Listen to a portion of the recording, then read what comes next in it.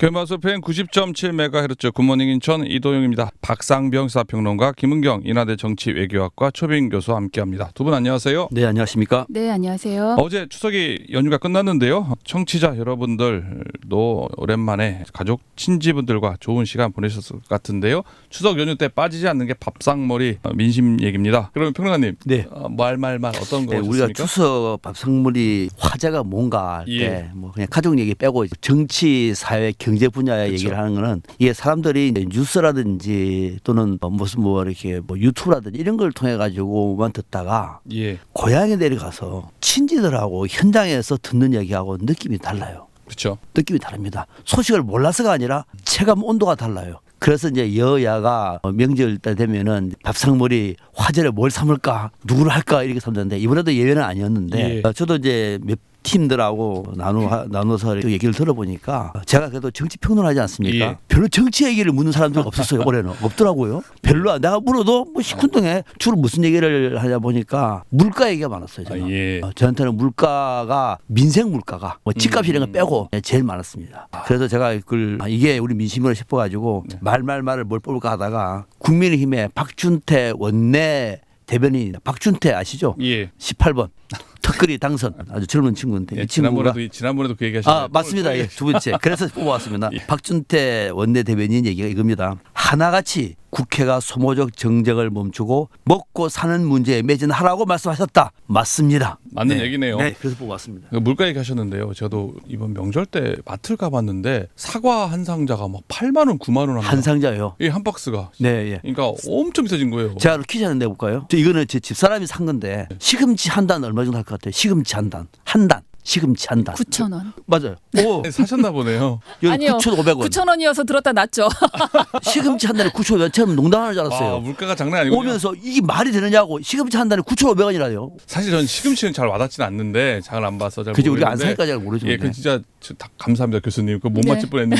정확하게 오랜만에 맞추셨는데. 역시 우리 김은 교수님 생활 정치인이에요. 사과는 금방 보이더라고요. 옛날에 5만 원이 안 넘었거든요. 근데 이 거의 9만 원 돈, 8, 9만 원 돈 되니까 와 물가가 장난이 아니구나. 그래서 요 말씀 뽑아오시기 공감이 됩니다. 그렇죠. 맞는 얘기입니다. 좀 국회 좀 정쟁 좀 멈추고 좀 먹고 사는 문제 좀 매진했으면 좋겠습니다. 교수님은 뭐 뽑으셨죠? 민생이 국민의힘과 대통령만 바라는 거겠습니까? 야당이야말로 정말 민생이 매진하고 싶은데 이번 저는 추석의 키워드 하나는 분노. 그 원인이 여러 가지가 있는데 분노의 원인 두 가지만 꼽자면 이런 추석의 날씨는 처음이에요. 날씨? 제 기억에 이렇게 여름 폭염을 추석에 느낄 줄 몰랐어요. 다들 덥다는 얘기 많이 하시더라고. 여름에도 이미 더웠는데 9월까지 더우니까 다들 좀 화가 나 계시더라고요. 더워 죽겠어요. 그냥 에어컨 틀어도 더워요. 네. 그래서 참 열대야에 시달린 추석은 처음이었다. 그래서 조금 국민들이 많이 좀 분노했고 또 하나는 김건희 여사의 광폭 행보에 또 많이 분노했더라고요. 그래서 저는 오늘 조승래 민주당 수석 대변인의 서면 브리핑에 있는 내용을 뽑아왔습니다. 추석에까지 대통령 부부가 보여주기식 쇼로 민심을 우롱하니 국민은 화가 쌓이고 쌓여인 이 우라통이 터진다라고 표현했어요. 쌓이고 쌓인 그 얘기도 한 거예요? 아니요, 이 표현이죠. 우라통이 쌓이고 쌓인 걸 넣은 거죠? 네, 쌓이고 쌓여서 이제 마음에 이 화가 이렇게 쌓여 있는 이 우라통이 지금 터질 직전인 거예요.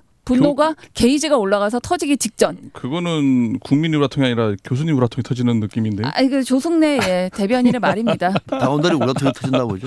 그런가 보죠. 아니 근데 지금 김건희 여사의 광폭 행보가 보여주기 쇼라는 겁니까? 그럼요. 9월 10일부터 보여준 광폭 행보에 대해서 긍정적인 평가를 하는 사람을 제가 본 적이 없습니다. 지금 이게 보여주기 쇼라는 게 일반적으로 생각하면 우리가 그때 명절 인사로 윤석열 대통령하고 김건희 여사하고 그 반려견 있죠? 써니하고 그 얘기가 아니라 오히려 초점은 김건희 여사의 행보 쪽으로 더 집중된 걸 말씀하시는 겁니까? 네. 모르겠어요. 이게 전략인지 모르겠습니다. 지금 의료대란의 민생에 여러 가지로 이 문제가 많기 때문에 이걸 김건희 여사 쪽으로 살짝 돌리려고 했는지 모르겠는데 지금 뭐 이 대통령이 갈 법한 장소를 가고 민생을 직접 챙기는 이런 모습들이 이걸 누가 여사가 해야 될 일이라고 생각할 거며 지금 이렇게 여사가 이렇게 공개적인 행보를 하는 것이 맞다고 생각하는 국민들이 얼마나 될까요? 아 근데 왜 저기 김건희 여사는 그렇게 광폭행보를 하는 겁니까? 말씀드렸잖아요. 대통령실의 실책을 그렇게라도 눈을 돌리려고 하는 건지. 그거는 조금 그거는 그거는 조금 민주당에서는 그렇게 말해도 뭐 괜찮아요. 민주당은 그게 아니고 9월 10일이 자살 예방의 날이에요. 9월 10일이 자살 예방의 날이고요. 그래서 그 행보를 했군요. 그리고 서울에 여러 가지 그 교량이 많지 않습니까? 마포대교가 자살률이 높아요. 예. 그래서 일부러 그를 찾아가서 자살 예방을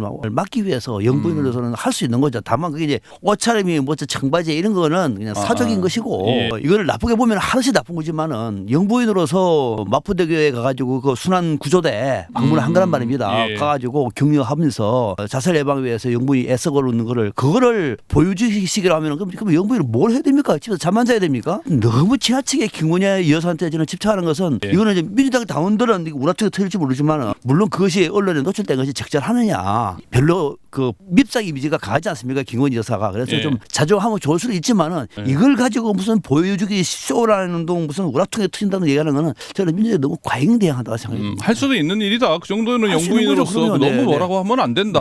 뭐 이따 자세히 또 다시 말씀드리겠지만 김건희 여사가 지금 받고 있는 혐의가 한두 가지가 아니에요. 무혐의로 지금 흐르고 지금 있잖아요. 그게 무혐의라는 게 저는 이 중간 과정인 거지 아직 다 종지부를 찍은 사건은 없다고 생각합니다. 네. 지금 혐의가 있다라고 보여지는 부분에 대해서 소위 뭐 감사원, 공수처, 검찰에서 나름 면죄부를 준 거지 이게 국민들이 수용하고 이해할 수 있는 정도의 해결이라고 생각되지 않아요. 그런데 선출된 권력도 아닌 대통령이 가도 되는 또는 대통령과 같이 가는 것도 아니고 본인이 혼자 가서 거기에 소위 지시를 하고 하는 이런 부분들이 저는 이미 좀 도를 넘었다. 소위 여러 군데서 나오고 있는 정말 대통령의 행사를 하고 있는 것이냐. 예. 저는 이번에 그렇게 공개적으로 이런 행보들을 보여준 부분들이 나는 이 국민들이 뭐라고 해도 나는 거기에 굴하지 않고 당당하게 나는 대통령의 여사로 활동을 하겠다. 이거야말로 정말 국민을 뭘로 보고 이렇게 하는 건지 저는 너무 예. 화를 넘어서 정말 이제 우라통이 터지는 터진다. 국민들이 많을 거라고 생각합니다. 그래서 조승래 민주당 수석대변인의 말을 뽑아 오셨는데요. 그런데 지금 윤석열 대통령은 좀 말씀하신 것처럼 윤석열 대통령이 해야 할 일을 영부인이 좀 오바해서 그런 거 아니냐라고 말씀을 하셨는데 지금 윤석열 대통령의 지지율이 지금 어떻게 보면 상당히 지금 낮은 상황 아니겠습니까? 지금 연휴를 앞두고요. 한국갤럽의 여론조사가 발표가 됐는데요. 윤석열 정부 출범 이후 최저치인 28%를 기록했다고 합니다. 또 갤럽 조사에 이어서 리얼미터 조사에서는요. 긍정평가가 27%로 윤 대통령 취임 이후 최저치를 지켰다고 하는데 이렇게 나름 김건희 여사까지 광폭 행보를 하고 있는데 왜 지지율이 이렇게 낮은 거죠? 지지율이 왜 낮느냐고요? 예. 잘하는 게 없으니까 낮겠죠. 예. 뭐 잘하는 게 뭐 한 개라도 있어야 지지율이 올라가죠. 별로 잘하는 거 없어요. 예. 그래서 김건희 여사가 이번에 마포대 얘기한 거 잘했다고 얘기하는 거 아니에요. 그럴 수도 있다는 거죠? 그렇죠. 그래서 대통령이 할 일이다. 그 가서 지시를 했다. 영분이 가서 무슨 지시를 했을까요? 격려하러 간 거예요. 네. 그리고 자살 예방에 나갔던 경우는 사실 우리의 삶의 문제이기 때문에 영분이 가가지고 그 순환 구조대 대원들에게 격려할 수 있는 것 아닙니까? 그거 하면 안 됩니까? 저는 할 수 있다고 생각해요. 꼭 그 대통령이 해야 한다? 대통령도 하실 수도 있고 영분이 할 수도 그 정도 할 수 있는 거예요. 과거에 김대중 대통령 때도 마찬가지였고 또 문재인 정부 때도 마찬가지예요. 영분이 할 수 있는 문제예요. 이건 나쁘게 보면은 네. 김건희 여사가 미우니까 모든 게 다 미운 거야. 집에 있으면 집에 또 믿고. 해외 나오면 해외 나온다 믿고. 그러니까 그것이 아니라 저는 그래서 우리 김홍기 교수님이 비판하는 대목은 충분히 이해를 합니다만 예. 국민 눈높이는 맞지 않죠. 국민 눈높이에서 사과는 안 하고 나오라고 하는 의사들은 안 나오고 나오지 말라는 김건희 여사만 나오느냐 뭐 이런 예도 들었습니다만 그러나 지나치게 이것을 뭐 보여주기 쇼다 뭐 우라통에 트신다고 하는 거는 국민을 좀 선동하는 발언이고 이거는 냉철한 분석은 아니다. 예. 김건희 여사 더 활동해야 됩니다. 다만 이제는 제도적으로 그다음에 투명하게 공정하게 활동하는 거 저는 이거 그럼 아니 대통령이 영부인이 있는데 영부인 집에서 그냥 강아지 하고 있습니까? 영부인 활동하셔야죠. 예. 다만 이번에 이제 관련된 내용을 좀 투명하게 예. 좀 제도적으로 보완하자 이런 예. 생각입니다. 교수님은 이렇게 윤석열 대통령의 지지율이 낮은 이유 윤석열 대통령이 못해서 그런 겁니까? 김 여사가 당연하죠. 이렇게 광복 행보를 해서 그런 겁니까? 다 잘하는 그런 거죠. 겁니까? 둘 다 맞죠. 둘 다 맞는데 정말 집권 이 전반기에 20%를 찍은 대통령이 최초가 아닌가 싶어요. 윤석열 대통령이. 그리고 또 한 가지 네. 정말 거부권도 21번 행사한 대통령도 아마 헌정사상 최초가 아닌가 싶은데 저는 뭐 당연한 결과라고 20% 이제 놀랍지도 않은 지지율입니다. 예. 지금 민생경제 이렇게 만들었죠. 의료대란 불통으로 이렇게 엉망으로 만들었죠. 이런 상황에서 지지율이 30% 이상 올라간다는 게 이상하지 않습니까? 근데 더 이제 위험신호로 받아들여야 되는 것은 이제 소위 이 집도키라고 할 수 있는 이 네. 고령 지지자들 70대 지지자들도 마음이 많이 좀 돌아선 것 같아요. 추석 민심을 들어보니 지역도 그렇습니다. 이제 대구도 40%가 무너졌다 이런 얘기들이 나오더라고요. 그래서 그 전통적인 보수 지지자들도 지금의 윤석열 정부에 대해서는 상당히 불만이 많다. 그래서 예. 이 수치를 20%네라고 볼 게 아니라 저는 뭐 20%는 처음은 아니니까 아무리 지금 최저치라고 해도 이것마저도 무너질 수도 있다. 이 속도로 계속 또 지금 국정이 변화되지 않고 대통령이 이대로 가고 김건희 여사 사과도 하지 않고 예. 의료대는 더 이상 끌 수 없는 상황까지 더 간다고 하면 저는 지지율 더 떨어질 수도 있다고 봅니다. 지금 이 지지율 27%, 8% 갤럽과 리얼미터 조사가 나오고 있는데 그보다 더 떨어질 수 네네. 있다라는 암울한 전망을 해주셨는데요. 밥상머리 추석 밥상머리 민심에 대한 이야기 3부에 이어서 4부에서 계속 이야기 나눠보도록 하겠습니다.